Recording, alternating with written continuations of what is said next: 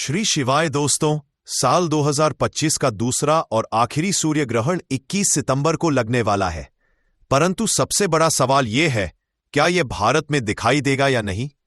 आजकल social media और YouTube पर कई चैनल सिर्फ व्यूज पाने के लिए गलत जानकारी फैला रहे हैं। जहां ग्रहण भारत में दिखेगा ही नहीं, वहां भी वह आपको बताते हैं कि यह भारत में दिखाई देगा, परंतु सच्चाई कुछ और है। इस वीडियो में हम आपको देंगे वह सही, सटीक और प्रामाणिक जानकारी जो शास्त्रों, ज्योतिष और खगोल विज्ञान की रिपोर्ट्स पर आधारित है। हम आपको बताएंगे क्या 21 सितंबर का यह सूर्य ग्रहण भारत में दिखाई देगा।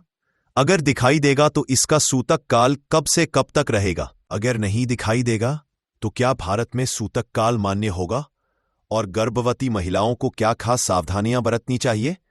तो दोस्तों, कहीं और मत जाइए, क्योंकि यहां समग्र ज्ञान चैनल पर हम आपको देते हैं सिर्फ सही, सटीक और प्रामाणिक जानकारी। वीडियो को अंत तक जरूर देखिए, क्योंकि अगर यह ग्रहण भारत में दिखाई देगा तो इस ग्रहण का असर आपकी कुंडली, किस्मत और जीवन तीनों पर पड़ने वाला है। जब चंद्रमा सूर्य और पृथ्वी के बीच से गुजरता है तो सूर्य ग्रहण लगता है। धार्मिक शास्त्रों में ग्रहण की घटना को अशुभ समझा जाता है। सूर्य ग्रहण 3 तरह के होते हैं: पूर्ण सूर्य ग्रहण, आंशिक सूर्य ग्रहण, वलयाकार सूर्य ग्रहण। पूर्ण सूर्य ग्रहण हर 100 साल में केवल एक बार ही लगता है। पूर्ण सूर्य ग्रहण के दौरान सूर्य, चंद्रमा और पृथ्वी एक सीधी रेखा में आ जाते हैं। वहीं आंशिक सूर्य ग्रहण में चंद्रमा की परछाई पूरे हिस्से को नहीं ढकती। इस ग्रहण में पृथ्वी का केवल एक ही हिस्सा ढकता है। इस ग्रहण में चांद पृथ्वी के एक हिस्से को पूरी तरह से ढकता है। वहीं वलयाकार सूर्य ग्रहण के दौरान सूर्य रिंग ऑफ फायर की तरह दिखने लगता है और सूर्य आकार में भी छोटा दिखाई देने लगता है। इस ग्रहण में चंद्रमा पृथ्वी से काफी दूर होता है। इस दौरान चंद्रमा सूर्य को पूरी तरह ढक लेता है। तो अब मैं आपको बता दूं, सबसे पहले मैं आप सभी को बता दूं कि साल 2025 का पहला जो सूर्य ग्रहण था वो 29 मार्च 2025 को लगा था और उस दिन होली थी। और इस बार का जो सूर्य ग्रहण है वो 21 सितंबर को लगने जा रहा है, जो कि पितृ परिवार के लिए लगाया गया अमावस्या तिथि के दिन पड़ेगा और इसके अगले दिन से ही नवरात्रि प्रारंभ हो जाएगी। तो ऐसे में इस दिन हमें क्या करना है? पितृ अमावस्या के दिन क्या हमें पितरों को तर्पण देना है या नहीं देना है? ग्रहण के असर से हमें कैसे बचना है? साथ ही आज मैं आप सभी को बताऊंगा कि इस सूर्य ग्रहण के समय में गर्भवती महिलाओं को कौन कौन सी सावधानियां जरूर बरतनी है, क्योंकि इस दौरान उन्हें क्या करना है, क्या नहीं करना है। साथ ही और मैं उन्हें कौन से ऐसे उपाय जरूर करने होंगे ताकि उनके होने वाले शिशु पर इस सूर्य ग्रहण का असर बिल्कुल भी ना पड़ पाए। क्योंकि जैसा कि मैंने आप सभी को बताया कि 15 दिन के अंतराल में ही 2 बड़े ग्रहण पड़े हैं, तो इससे आप सभी को अपने आप को और आने वाले शिशु को बिल्कुल ही सुरक्षित रखना होगा। चाहे ये ग्रहण भारत में दिखाई दे या ना दे, परंतु ग्रहण के समय गर्भवती महिलाओं को सावधानियां तो रखनी ही पड़ती है। तो दोस्तों, आप सभी को इस वीडियो के माध्यम से साल 2025 के दूसरे और सबसे बड़े सूर्य ग्रहण की संपूर्ण जानकारी मिलेगी और साथ ही हम आपको बताएंगे कि यह ग्रहण भारत में दिखेगा या नहीं, प्रमाण के साथ, जिससे आपको कोई गलत जानकारी ना दे पाए। तो इस वीडियो को लाइक करके, सूर्य ग्रहण के इस वीडियो को लाइक करके चैनल समग्र ज्ञान को सब्सक्राइब करके पास वाला बेल आइकॉन जरूर प्रेस कीजिए। मेरा निवेदन है आपसे कि इस वीडियो को लास्ट तक जरूर देखिएगा। अपने हर एक काम को साइड में रखकर इस वीडियो को बड़े ही ध्यान से देखने के बाद में आप सभी को ज्यादा से ज्यादा अपने पड़ोसी और रिश्तेदार के साथ इस वीडियो को शेयर करना भी बिल्कुल मत भूलिएगा। दोस्तों, साल 2025 में कुल 4 ग्रहण पड़े हैं, जिनमें से 2 सूर्य ग्रहण और 2 चंद्र ग्रहण हैं। यानी कि इस साल 2025 में जो पहला चंद्र ग्रहण था वो 14 मार्च 2025 को लग चुका है। इसके बाद में 29 मार्च 2025 को सूर्य ग्रहण लगा था। यानी कि मार्च के महीने में हमने 2 बड़े ग्रहण देखे। 14 मार्च को चंद्र ग्रहण और 29 मार्च को सूर्य ग्रहण। इसी क्रम में सितंबर के महीने में भी 2 बड़े ग्रहण पड़ रहे हैं। यानी कि 7 सितंबर को चंद्र ग्रहण लग चुका है और इसी क्रम में अंतिम साल 2025 का अंतिम सूर्य ग्रहण 21 सितंबर 2025 को लगने जा रहा है। तो 21 सितंबर को अश्विन माह के कृष्ण पक्ष की अमावस्या को साल का दूसरा सूर्य ग्रहण लगने जा रहा है। अश्विन अमावस्या यानी सर्वपित्र अमावस्या के दिन सूर्य ग्रहण भी लगने वाला है। ग्रहण को ज्योतिष में शुभ नहीं समझा जाता है। शास्त्रों के अनुसार सर्वपित्र अमावस्या पर नकारात्मक ऊर्जा बेहद सक्रिय रहती है। अब ऐसे में उस दिन सूर्य ग्रहण का संयोग होना हर मानव जाति बल्कि हर राशि को असरित करेगा।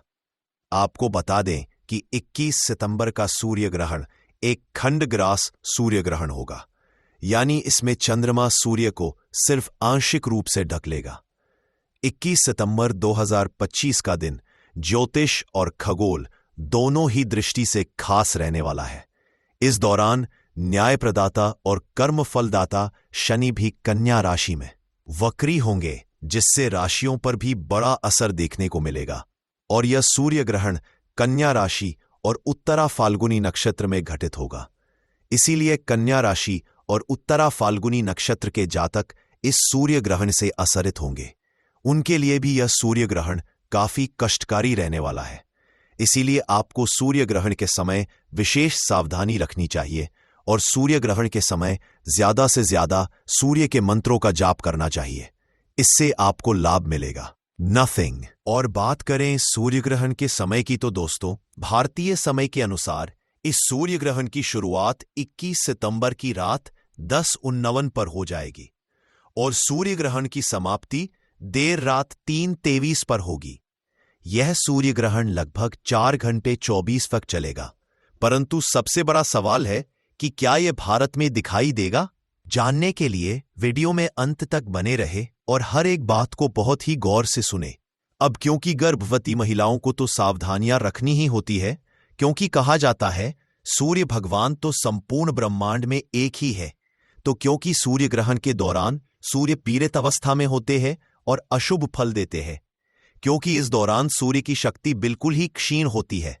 इस समय वे कष्ट में होते हैं और इस दौरान हमें कोई भी शुभ फल की प्राप्ति नहीं होती है। तो इस समय हमें बिल्कुल ही शुभ कार्यों को करने की मनाही की जाती है। खास तौर पर कोई भी शुभ कार्य सूर्य ग्रहण के दौरान हमें नहीं करना चाहिए। इस सूर्य ग्रहण के समय में विशेष रूप से सावधानियां बरतनी होगी। खास तौर पर गर्भवती महिलाओं को इस समय विशेष सावधानी बरतने की आवश्यकता है, क्योंकि ग्रहण का सीधा असर गर्भ में पल रहे शिशु पर पड़ता है। इसलिए सूर्य ग्रहण के दौरान गर्भवती महिलाओं को घर से बाहर नहीं निकलना है।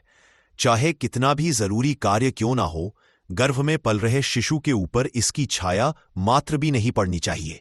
साथ ही ग्रहण काल के दौरान में गर्भवती महिलाओं को भगवान का ध्यान करना चाहिए, मंत्रों का जाप करना चाहिए और इस समय अपने पेट पर गेरू का लेप जो है वह आवश्यक रूप से जरूर ही लगा लीजिएगा।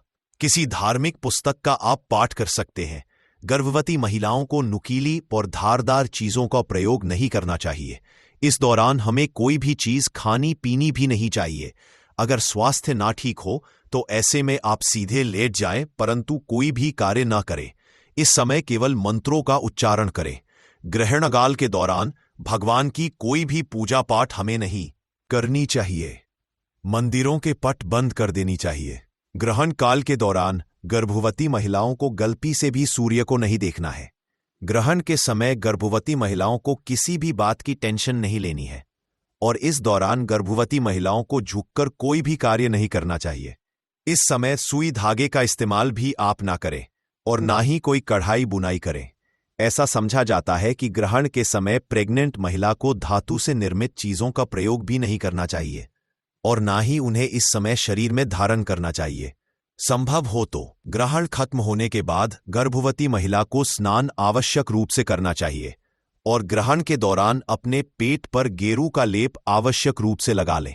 ग्रहण के समाप्त होते ही आपको अपने ऊपर गंगा जल का छिड़काव भी जरूर ही करना चाहिए और अपने कपड़े उतारकर बदल देने चाहिए। ग्रहण के दौरान गर्भवती महिला को खाने में छोंक और तड़का भी नहीं लगाना चाहिए। इसके अलावा आप सभी को बता दें कि ग्रहण काल के दौरान पति पत्नी को शारीरिक संबंध भी नहीं बनाने चाहिए। ऐसा करने से आपके घर की सुख शांति खराब हो सकती है। यदि आपकी कुंडली में कोई दोष है तो इस समय ग्रहण के दौरान आप घर से बाहर ना निकलें। खासकर जिनकी कुंडली में राहु केतु का असर ज्यादा हो। आपको बता दें कि ग्रहण के दौरान तेल मालिश भी हमें नहीं करवानी चाहिए। ऐसा करने से त्वचा संबंधी रोगों का सामना हमें करना पड़ सकता है। दोस्तों, ग्रहण के समय तुलसी के पत्तों का विशेष महत्व होता है। इस समय तुलसी के पत्तों को तोड़ना अशुभ समझा जाता है, तो ऐसे में आप ग्रहण से पहले ही तुलसी के पत्तों को तोड़कर अपने भोजन और पानी के हर एक चीज में सामग्री में जरूर ही डाल दीजिएगा और उसके बाद ही आप उसे सेवन करें। कोशिश करें कि ग्रहण में रखा हुआ खाने का आप प्रयोग ना करें, उसे बाहर फेंक दें। और अगर आप नहीं फेंक सकते तो ऐसे में तुलसी दल डाला हुआ या फिर उषा डाला हुआ भोजन ही आप जो है ग्रहण समाप्त होने के पश्चात कर सकते हैं। जैसे ही ग्रहण समाप्त हो उसके तुरंत बाद ही आपको अपने घर की सफाई अच्छे से कर लेनी चाहिए। नमक का पोछा लगाना चाहिए। पूरे घर में गंगा जल का छिड़काव जरूर करना चाहिए, क्योंकि इस समय जो तांत्रिक शक्तियां होती हैं वह बहुत ज्यादा हावी होती हैं। इस दौरान हमें किसी भी तरह की यात्रा से भी बचना चाहिए।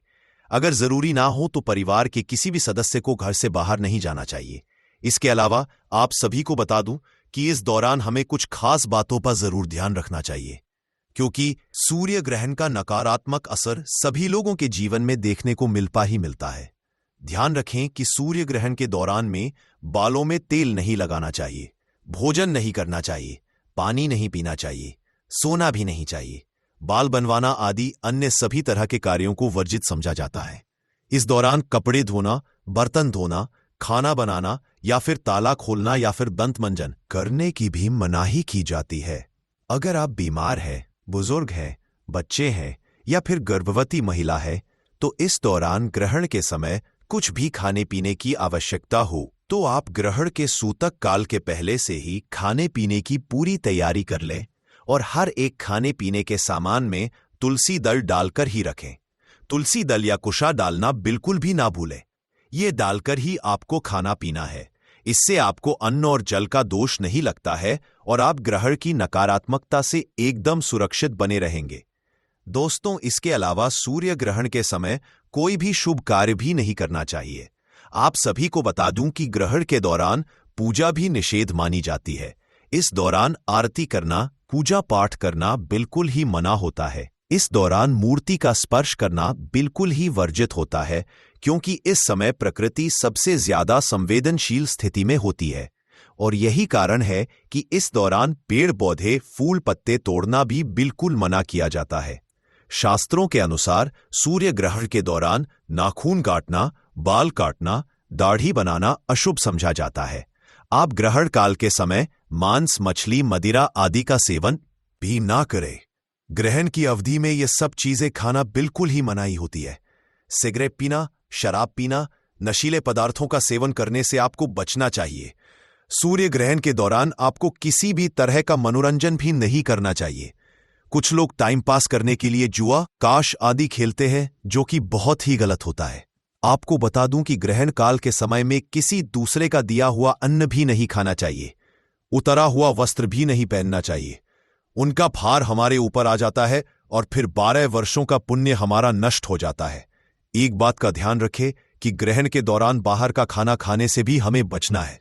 इस दौरान सोना भी नहीं चाहिए। परंतु गर्भवती महिला, बूढ़े बच्चे अगर इन नियमों का पालन ना कर पाए तो ऐसे में आप सीधे लेट जाएं और ईश्वर का ध्यान और मंत्रों का जाप करते रहें। ग्रहण के समय लड़ाई झगड़ा भी नहीं करना चाहिए। इस दौरान झूठ, कपट, बुरे विचारों से परहेज करना चाहिए। ग्रहण काल में मन और बुद्धि पर पड़ने वाले कुअसर से बचने के लिए आपको ज्यादा से ज्यादा भगवान का नाम जाप करना चाहिए और किसी मंत्र का जाप करना चाहिए। आप सूर्य ग्रहण के दौरान सूर्य के मंत्रों का जाप कर सकते हैं। एक मंत्र आप सभी को बता रही हूं। इसे बच्चा, बूढ़ा कोई भी बोल सकता है। आप इस मंत्र का जाप कर सकते हैं। ओम सूर्य नमः, ओम भास्कराय नमः।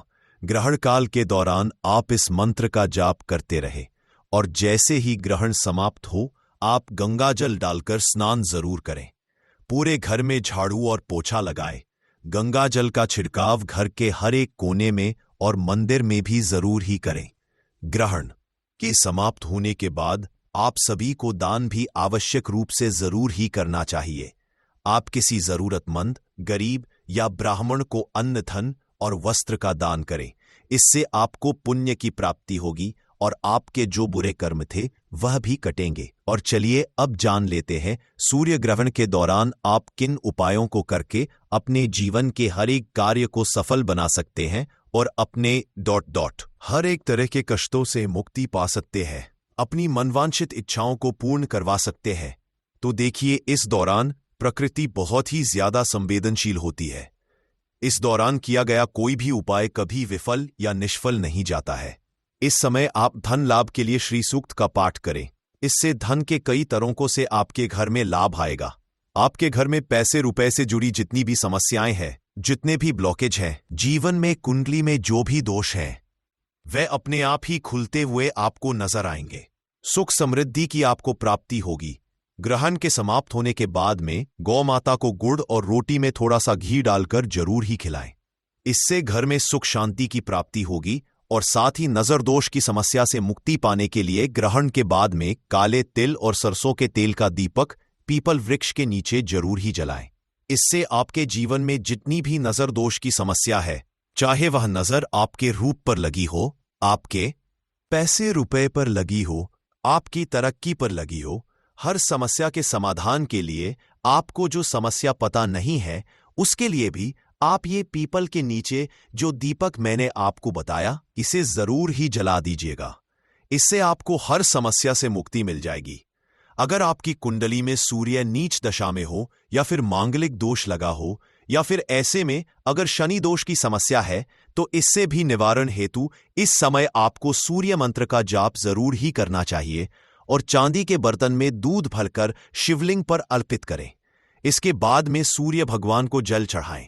स्वास्थ्य लाभ हेतु परिवार में कोई भी बहुत ज्यादा बीमार रहता है तो ग्रहण समाप्त होने के बाद में तुलसी दल डालकर गंगा जल से आपको स्नान करना चाहिए और भगवान विष्णु का ध्यान करें। नौकरी और व्यापार में वृद्धि के लिए या सरकारी नौकरी की प्राप्ति के लिए या फिर कोई दूसरी नौकरी में अगर आप प्रमोशन चाहते हैं, तो ऐसे में आप सभी सूर्य ग्रहण की समाप्ति में के बाद में तुलसी माता के सामने एक शुद्ध घी का दीपक जलाकर उसके अंदर थोड़ी सी अक्षत और रोली जरूर ही डाल दें और इसके बाद में नौकरी और व्यापार की हर दुविधा से आपको निजात मिल जाएगी। हर विपत्ति आपसे दूर हो जाएगी और हर एक समृद्धि आपके पास आएगी। चलिए जानते हैं कि यह सूर्य ग्रहण कहाँ कहाँ दिखाई देगा। तो दोस्तों, यह सूर्य ग्रहण New Zealand, Fiji, Australia, Indonesia, Antarctica, French Polynesia, Kiribati, New Caledonia, Samoa, Tonga, Vanuatu और दक्षिण प्रशांत महासागर में देखा जाएगा। हालांकि 21 सितंबर को लगने वाला सूर्य ग्रहण भारत में दिखाई नहीं देगा। यह सूर्य ग्रहण भारत के किसी भी शहर से दृश्य नहीं होगा। और अब जानते हैं इस सूर्य ग्रहण के सूतक काल के बारे में। तो दोस्तों, क्योंकि यह सूर्य ग्रहण भारत में दिखाई नहीं देगा, इसीलिए इस सूर्य ग्रहण का सूतक काल भी भारत में समझा नहीं जाएगा। इसलिए भारत में इस सूर्य ग्रहण का कोई धार्मिक या ज्योतिषीय असर नहीं समझा जाएगा। परंतु जिन देशों में यह सूर्य ग्रहण दिख रहा है, वहां पर इसका सूतक काल ग्रहण शुरू होने के ठीक 12 घंटे पहले ही शुरू हो जाएगा, जो कि सूर्य ग्रहण के साथ समाप्त होगा। क्योंकि यह ग्रहण भारत में दिखाई नहीं दे रहा है, इसीलिए भारत में सूतक के नियमों का पालन नहीं किया जाएगा। परंतु जहां पर यह ग्रहण दिखाई देगा, वहां पर ग्रहण व सूतक के नियमों का पालन होगा। हालांकि यह सूर्य ग्रहण भारत में दिखाई नहीं देगा, परंतु जब भी ग्रहण जैसी घटना होती है, वो आपकी सारी समस्याओं का समाधान कर देंगे। स्वास्थ्य की दृष्टि से नींबू बहुत ज्यादा लाभदायक होता है। साइंस की भाषा में अगर कहे तो नींबू में विटामिन सी बहुत ज्यादा होता है। एसिडिटी आपको प्रॉब्लम है, पेट खराब रहता है, तो नींबू उसमें रामबाण की तरह काम करता है दोस्त। और नींबू के अंदर इतनी ताकत होती है कि वो एक से एक बड़ी समस्याओं को चुटकी में खत्म कर सकता है। कई बाधाओं को एकदम हमेशा के लिए पास से हटा सकता है। इसलिए अगर आप भी चाहते हैं कि आपके ऊपर माता लक्ष्मी का आशीर्वाद हो, भगवान भोलेनाथ आपको आशीर्वाद दे, तो ये वीडियो बिना भगाए अंत तक देखिएगा। क्योंकि इस वीडियो में आज आपको पता चलेगा कैसे नींबू के 10 उपाय करके आप अपने जीवन की हर परेशानी को खत्म कर सकते हैं। आपको हम एक एक उपाय के बारे में अब बताने जा रहे हैं, इसलिए बहुत गंभीरता से वीडियो को देखिएगा। देखिए दोस्तों, कई लोग ऐसे होते हैं कि वीडियो देखते हैं, यकीन मानिए अगर आपने एक पॉइंट भी मिस कर दिया तो आप अपना ही नुकसान करेंगे, क्योंकि अधूरा ज्ञान हमेशा खतरनाक साबित ही हुआ है। इसलिए वीडियो को अंत तक जरूर देखिएगा दोस्तों। सबसे पहले तो आप लोग कमेंट बॉक्स में आकर हर हर महादेव लिख दें, क्योंकि अगर भगवान भोलेनाथ ने किसी को आशीर्वाद दे दिया तो उसका काल भी कुछ नहीं बिगाड़ सकता। और वीडियो लाइक करके तुरंत चैनल को सब्सक्राइब कर दे दोस्तों। हर हर महादेव कमेंट बॉक्स में लिखना मत भूलिएगा। तो सबसे पहले आखिर कौन से वो 10 उपाय हैं जिसके लिए हमने ये बनाया है, तो बहुत ही ध्यान से सुनिएगा। तो पहला उपाय है बुरी नजर से बचने के लिए। अच्छा, आप लोगों ने अक्सर देखा होगा, ट्रक जब चलता है, गाड़ियां जब चलती है, या छोटी दुकानें होती हैं या फिर बड़ी दुकानें होती हैं, उसमें नींबू और मिर्च टंगा हुआ होता है। इसका मुख्य कारण क्या है, आज हम आपको बता देते हैं। देखिए, कहा जाता है कि जब भी लू चलती है और आप अपनी जेब में प्याज रख लेते हैं, तब आपको लू नहीं लगती है, या जहां पर गर्मी ज्यादा होती है वहां पर रखते हैं, तो प्याज जो होता है वो गर्मी को सुख है। अगर आपका व्यापार अच्छा चल रहा है और कोई व्यक्ति आपकी दुकान पर नजर लगा देता है, आपके बिजनेस पर नजर लगा देता है, तो यकीन मानिए, एक कहावत कही गई है कि नजर से तो हरा पेड़ भी सूख जाता है। इसी तरीके से जो चलता हुआ व्यापार होता है वो तक बंद हो जाता है। अगर किसी व्यक्ति ने आपके ऊपर नजर लगा दी है, तो इसीलिए लोग क्या करते हैं कि अपनी दुकान में नींबू और मिर्ची रखते हैं। इसका जो मुख्य कारण है बताया गया है कि नींबू का खट्टा और मिर्ची का तीखापन जो होता है वो बुरी नजर वाले व्यक्ति की को भंग कर देता है, जिससे वह अधिक समय तक खुद को असरदार नहीं पाता है। यह हिंदू पुराणों में साफ साफ लिखा हुआ है, जिसका मतलब यह है कि अगर आपका व्यापार चल रहा है और आप किसी का भी बुरा नहीं चाहते हैं, और कोई व्यक्ति आपका बुरा चाहते हुए आपके ऊपर लगातार नजर लगवा रहा है, आपके ऊपर तंत्र विद्या करवा रहा है, बुरी आत्मा पीछे लगवा रहा है, और अगर आपने पहले से ही नींबू टांग रखा है, तो यह सारा प्रभाव उल्टा उसके ऊपर पड़ जाएगा और वह बर्बाद हो जाएगा। इसलिए अगर आप कोई भी करते हैं तो नींबू और मिर्ची को टांग करके रखिएगा दोस्त। दूसरा इसका जो उपाय होता है वो वास्तु दोष को मिटाने के लिए होता है। वास्तु ज्ञान में अगर आप अध्ययन करते हैं तो उसमें एक चैप्टर है पूरे नींबू के ऊपर लिखा हुआ है, मतलब एक अध्याय पूरा चैप्टर लिखा हुआ है। वास्तु ज्ञान की अगर आप किताब लेकर है, उसमें अध्याय नंबर 21 पे जाइए। वहां पर नींबू के बारे में साफ साफ लिखा हुआ है। जिस घर में भी नींबू का पेड़ होता है वहां पर नकारात्मक ऊर्जा कभी भी अपना सक्रियपन नहीं कर है। नींबू के आसपास का वातावरण शुद्ध रहता है। नींबू घर के वातावरण को एकदम सकारात्मक शक्तियों से भर देता है दोस्त। तो किसी व्यक्ति के घर पर अगर नकारात्मक शक्तियों का वास हो चुका है तो यकीन मानिए उसके घर कभी भी बरकत नहीं हो सकती है। उसके घर के लोग आपस में लड़ाई करते रहेंगे, धन के सारे मार्ग बंद हो जाएंगे, घर के खर्चे बढ़ जाएंगे, कर्ज के माया जाल में वो फंसता चला जाएगा। परंतु अगर आपके घर पर नींबू का पेड़ है तो आपके घर में सिर्फ सकारात्मक शक्तियां आएंगी। आपके घर का वातावरण बहुत अच्छा बना रहेगा। घर के आपसी लोगों में हमेशा बनती रहेगी। सरल भाषा में बता दोस्तों, आप लोगों ने देखा होगा कई ऐसे घर होते हैं जिसमें आपस में लड़ाई होती रहती है। घर में कभी भी बरकत नहीं होती, और जिस घर की बरकत नहीं होती है वो घर कभी भी आगे नहीं बढ़ पाता है। इसके लिए सबसे बड़ा जो समझा गया है वास्तु दोष को मिटाने के लिए, वो समझा गया है नींबू के पेड़ को। मतलब अगर आपके घर में नींबू का पेड़ हो, चाहे गमले में लगा लीजिए, चाहे अपनी जमीन में लगा लीजिए, आपके घर में कभी भी नकारात्मक शक्तियों का वास नहीं होगा। और मान लीजिए अगर आपके घर पे आपको ऐसा लगता है कि किसी ने काला जादू करवा दिया है, तंत्र विद्या आपके घर पर करवा दी है और आप लोग बहुत परेशान हो गए हैं घर की लड़ाई को देख करके, तब आपको जो बताने जा रहे हैं वो सुनिएगा। पहले तो आप लोग हो सके तो नींबू का पेड़ लगा लीजिए। नींबू तो रातों रात उगता नहीं है, इसके लिए आपको थोड़ा इंतजार करना होगा। धीरे धीरे नींबू का पेड़ बढ़ना शुरू हो जाएगा।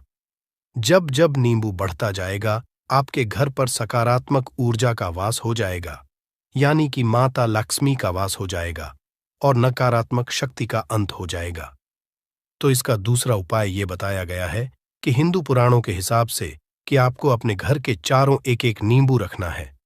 आपको उल्टी दिशा में, मतलब सीधी दिशा में नहीं, बाएं दिशा से 7 चक्कर मारने हैं।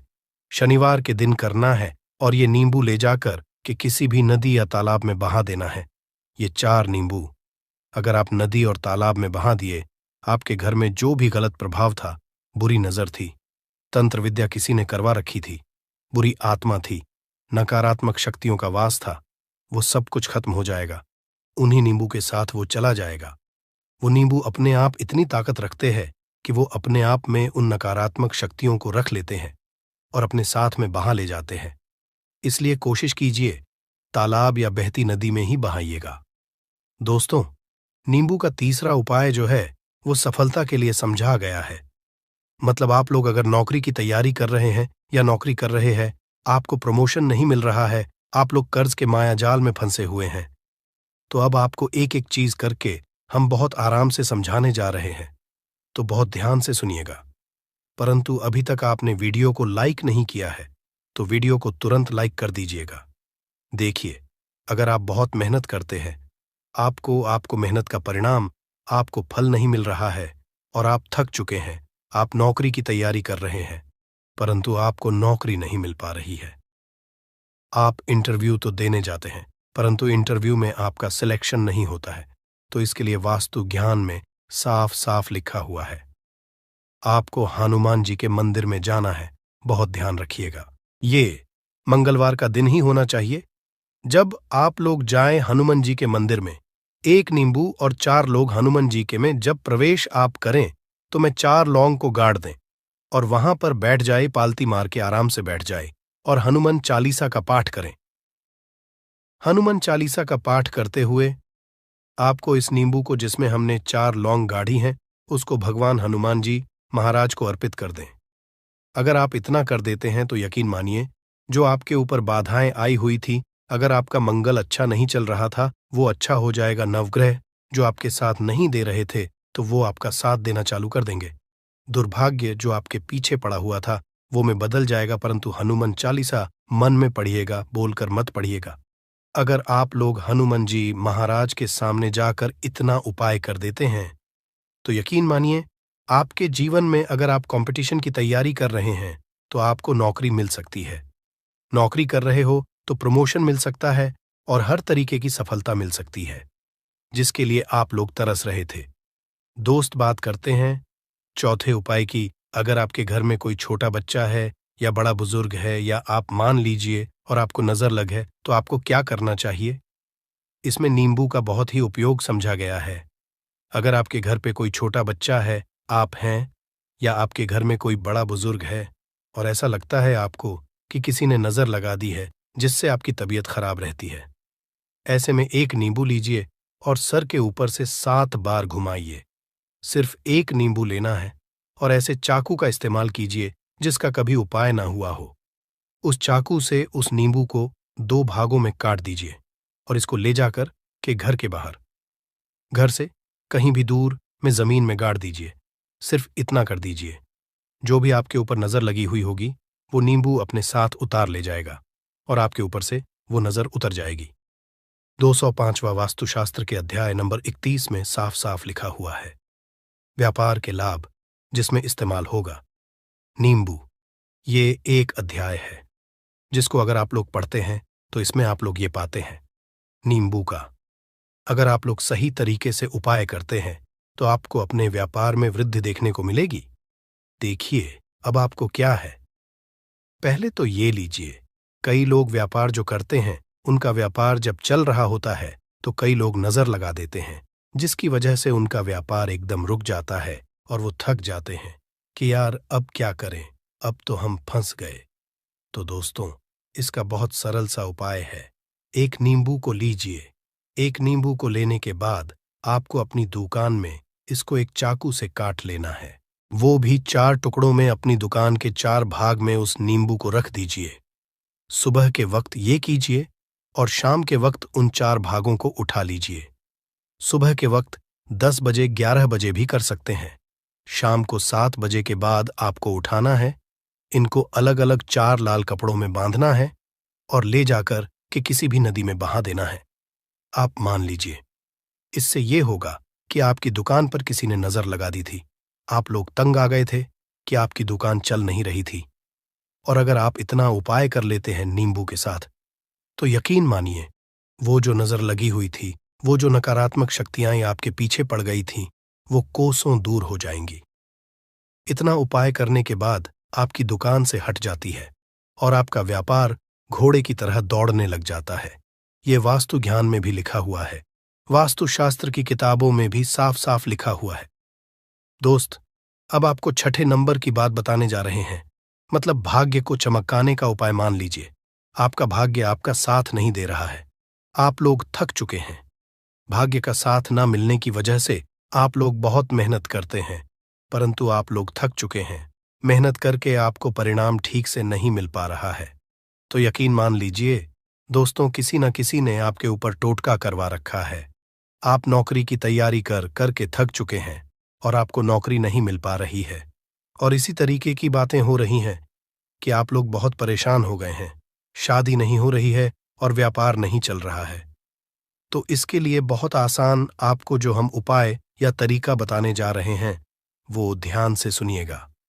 देखिए, ऐसा है कि आप लोग अगर नौकरी कर रहे हैं और आपका सिलेक्शन नहीं हो पा रहा है और व्यापार में वृद्धि नहीं हो पा रही है और घर आपका बन नहीं पा रहा है और आप लोगों को नकारात्मक शक्तियों का प्रभाव दिख रहा है, आपके अंदर का वास होता चला जा रहा है, तो सिर्फ आपको ये करना है कि एक नींबू लेना है, उसको गंगा जल से अच्छी तरीके से धो लेना है। आप लोगों को करना ये है कि इस नींबू को धोने के बाद आपको 108 बार इस मंत्र का जाप करना है। ये मंत्र है ओम श्री हनुमताई नमः। अगर इस मंत्र का आप लोग 108 बार जाप कर लेते हैं और इसमें आप लोग 4 लौंग गाड़ देते हैं, तो मान लीजिए आप नौकरी की तैयारी के लिए जा रहे हैं, इंटरव्यू के लिए जा रहे हैं। इस नींबू को अपने बैग में रख लीजिए, अपने पर्स में रख लीजिए या फिर अपनी जेब में रख लीजिए। आप लोग कोई पेपर देने जा रहे हैं, तो ऐसे में पेपर के ये सब अंदर ले जाने नहीं देते हैं, तो अपने बैग में रख करके ले जाइए। यकीन मानिए, जो दुर्भाग्य आपके पीछे पड़ा हुआ था, वो आपके भाग्य के रूप में बदल जाएगा। अगर आप नौकरी के लिए इंटरव्यू के लिए जा रहे हैं, तो आपका वहां सिलेक्शन होना चाहिए। हिंदू पुराणों में साफ साफ लिखा हुआ है। इस प्रक्रिया में आपका 3 से 4 रुपए का खर्चा है, परंतु यकीन मानिए, इस प्रक्रिया को करने के बाद आपका जीवन संभल सकता है।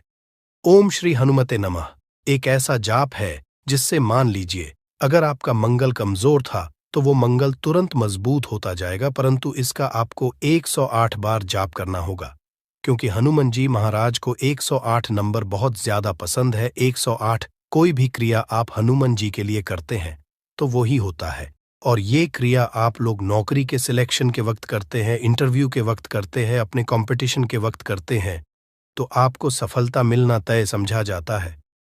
दोस्तों, 7वां उपाय है रोगी से मुक्ति हेतु। ये अध्याय आपको वास्तु ज्ञान के 41 नंबर पेज पर मिल जाएगा। मतलब मान लीजिए अब आप घर में कोई ऐसा रोगी व्यक्ति है जो दवाई करा करा कर थक गया है, अस्पताल जा जाकर पक गया है और उसका रोग ठीक नहीं हो रहा है। वो परेशान हो चुका है कि अब मैं क्या करूं। तो आपको हम टोटका बताने जा रहे हैं। वो सिर्फ आप शनिवार के दिन कर सकते हैं। आपको शनिवार के दिन ये करना है कि उस रोगी व्यक्ति के ऊपर से नींबू 7 बार उतारना है। मतलब सिर से लेकर पांव तक इस नींबू को 7 बार उतारना है। फिर एक चाकू लेना है, उस चाकू को 21 बार उतारना है। ध्यान रखिएगा, ये सारी प्रक्रिया जो आप करेंगे शाम का होना चाहिए, शनिवार के दिन। अगर आप शनिवार के दिन करते हैं तो 100% ये काम करेगा ही करेगा। आपने 7 बार नींबू उतारा, 21 चाकू उतारा, ऊपर से नीचे। अब आपको उस चाकू से उस नींबू के 4 टुकड़े करने हैं और किसी चौराहे पर जाना है जहां पर 4 रास्ते हो, दाहिने बाहिने आगे पीछे, वहां पर अलग अलग दिशाओं में इन 4 तरीके के नींबू को फेंक देना है और रात के वक्त ही करना है। मतलब 7 बजे ये प्रक्रिया करिए, 9 बजे तक इस नींबू को ले जाकर के फेंक दीजिए। अगर आप इतना कर देते हैं, उस रोगी के ऊपर अगर कोई बुरी आत्मा का वास होगा, मान लीजिए ने तंत्र मंत्र कर रखा हो आपके घर के बच्चे के ऊपर, आपके ऊपर या किसी के ऊपर भी, वो नकारात्मक शक्तियां उससे अपना वास हटा लेंगी और वो व्यक्ति ठीक हो जाएगा। रोगी के ऊपर अगर बुरी आत्मा ने अपना वास कर रखा है, वो आत्मा जरूर उसका पीछा छोड़ देगी। दोस्तों, ये सारी बातें आपको जानने को नहीं मिलेंगी, परंतु हम सिर्फ इसलिए आपको बता रहे हैं कि आपका भला हो सके। एक नींबू के बारे में आप लोग सोच लीजिए, कितना ताकतवर होता है वो नींबू। इसलिए तो पुराने समय के जो साधु थे, संत महात्मा लोग होते थे, तो वो नींबू को जरूर अपने पास थे कि कब कहाँ पे नींबू की जरूरत पड़ जाए और उस नींबू से उस तंत्र मंत्र को हटा लें। दोस्त, वो बात करते हैं 8वें नंबर की, आपको संतान प्राप्ति है, तो ये बहुत कम लोगों के लिए होता है, परंतु तब भी जान लीजिए, मान लीजिए आपकी संतान नहीं हो रही है। कोई ऐसी महिला है जो बांझ है, जो इस वीडियो को देख रही है, उनकी संतान नहीं है। संतान के लिए वो थक चुके हैं। एक दिन लिख लीजिए कहीं कागज पत्र में, उत्तरा फाल्गुनी नक्षत्र, उत्तरा फाल्गुनी नक्षत्र। एक ऐसा दिन होता जो बहुत शुभ समझा गया है निहित संतान लोगों के लिए। अगर आप इस दिन का जो पौधा होता है उसकी जड़ तोड़ लाते हैं और उसे देसी गाय के दूध में मिला करके पी लेती है, निश्चित ही आपको संतान की प्राप्ति होगी और बहुत ही विद्वान संतान की प्राप्ति होगी। इतना करने के बाद आपके जीवन में अगर आप लोग दवाई करा करा के थक चुके थे, लाखों रुपए खर्च कर चुके थे, यकीन मानिए सिर्फ एक प्रक्रिया ये कर लीजिए, आपके जीवन में आपको संतान की प्राप्ति जरूर हो जाएगी। दोस्त, है अवकाश रुपये की प्राप्ति। अवकाश रुपये की प्राप्ति मतलब कह लीजिए आपको कहीं एकदम रुपया पैसा मिल जाए। आप काला बाजारी करते हैं, आप सट्टाबाजारी करते हैं, आप जंगल में गाय चराने जाते हैं, आप खेतों में काम करते हैं। अगर आप वो प्रक्रिया कर लेते हैं जो हम आपको बताने जा रहे हैं, तो यकीन मानिए आपको कहीं ना कहीं से रुपया पैसा जरूर मिलेगा। नौकरी में कहीं एकदम से रुपया आ जाएगा या बिजनेस में एकदम से रुपया आ जाएगा। तो बहुत ध्यान से सुनिएगा जो आपको हम बताने जा रहे हैं।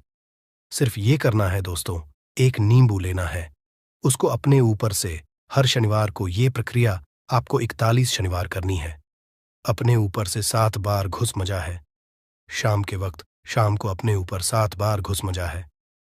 लगातार 41 शनिवार तक आपको 7 बार घुस मजा है और उसको एक लाल कपड़े में बांधना है और किसी पीपल के पेड़ पर गाड़ना है। और ये अलग अलग पीपल का पेड़ होना चाहिए। ऐसा नहीं कि एक ही पीपल के पेड़ के नीचे आप लोग गाड़ते चले जा रहे हैं। 41 शनिवार 41 बार किसी भी पीपल के पेड़ के नीचे गाड़ना है। अगर आप इतना सेफ कर देते हैं तो आपकी में हल्का सा भी भाग्य आपका साथ दे देता है। तो यकीन मानिए आपको एकदम से कहीं से रुपया पैसा मिल जाएगा। आपका सट्टा बाजारी में रुपया दुगना हो जाएगा। आप लोग नौकरी कर रहे हैं, उसी में से कहीं से आपको कमीशन मिल जाएगा। कुछ ऐसा हो जाएगा आप लोगों की प्रॉपर्टी इतने बड़े दाम पर बिक जाएगी जिसका आप लोगों को अंदाजा नहीं था। तो ये अगर आप लोग कर लेते हैं 41 शनिवार, अपने ऊपर से 7 बार घुमा करके और पीपल के पेड़ के नीचे गाड़ते रहते हैं, तो यकीन मानिए आपको रुपए की प्राप्ति होना तय है। दोस्तों, आप उपाय मृत्यु चकमा देना। अगर लोग सफर पर जा रहे हैं, जैसे आप लोग जानते होंगे कई लोग ट्रैवल्स का काम करते हैं, कई लोग घर के काम से बाइक से मोटरसाइकिल से कार से जाते रहते हैं, तो घर से निकलने से पहले एक नींबू लीजिएगा और जब आप बाइक कार चलाने जा रहे हैं आगे रख दीजिए और अपनी गाड़ी से उसी के ऊपर से गुजारते हुए जाइए। ऐसा गुजारिए नींबू पूरी तरह से फट जाए।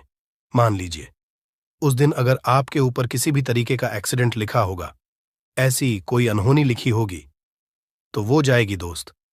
ये सारी बातें वास्तु ज्ञान में आपको मिलेंगी और कहीं जानने को नहीं मिलेंगी, परंतु ये सारी बातें छानबीन कर हम लोग आपके लिए लेके इसलिए आए हैं ताकि आपका भला हो सके।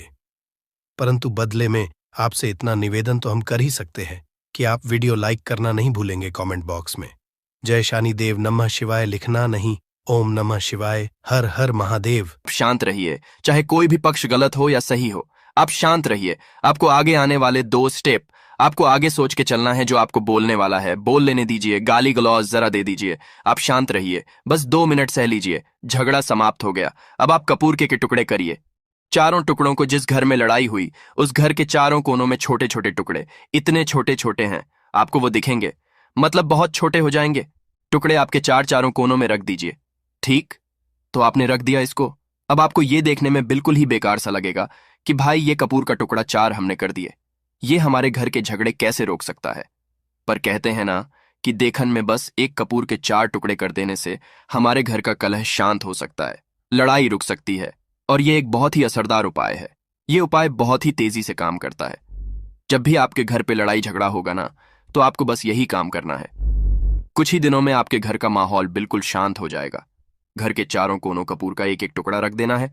जो भी आपके घर का गुस्सैल व्यक्ति होगा, ना वो जो आपके घर में झगड़ा करता होगा, आप देखेंगे 15 दिन के भीतर उसका जो दिमागी संतुलन है वो सही तरीके से हो जाता है और वह कभी भी झगड़ा नहीं करना चाहेगा। किसी भी परिवार के सदस्य से वो अगर झगड़ा करता होगा तो वह अब नहीं करेगा। हाँ, थोड़ा सा समय लगेगा उसे पूरी तरह बदलने में, तो आप इस प्रयोग को करके देखिए, आपके घर का माहौल शांत हो जाएगा। अब दूसरा जो उपाय है, आपका दुकान है, पर आपकी दुकान पर ग्राहक अब कम होते जा रहे हैं। आपके काम धंधा में तरक्की नहीं हो रही है, या आप नौकरी करते हैं, आपकी नौकरी में तरक्की नहीं हो रही है, या आपको नौकरी की खोज है। नौकरी चाहे प्राइवेट हो या सरकारी हो, नौकरी नौकरी होती है, उससे हमारे घर का खर्चा चलता है। काम धंधा हो या नौकरी हो, उसके लिए यह उपाय आपका बहुत काम करता है। घर में अगर सुख शांति समृद्धि की आपकी कमी हो गई हो, आपके घर में पैसे रुपए नहीं बचते हो, आमदनी अट्ठानी और आपका 2-4 रुपया ज्यादा ही हो जाता हो, तो आपको क्या करना है? आपको करना है, एक कांच का कटोरी ले लीजिए। कांच की कटोरी में आपको 7 पीस कपूर के डाल देने हैं। 7 पूरे के पूरे, 7 गोली कपूर की डालनी है, चाहे डालिए या गोल डालिए। 7 आपको कपूर डाल देना है, 7 पीस। फिर उसमें आपको मेडिकल पे आप जाएंगे तो आपको वो साइड साइज में देते हैं, वो नहीं, आपको फिटकरी लेनी है। जैसा गुड़ होता है ना, तो उस तरह का वो ढेला फिटकरी आपको किराना दुकान पे, राशन दुकान पे मिल जाएगा।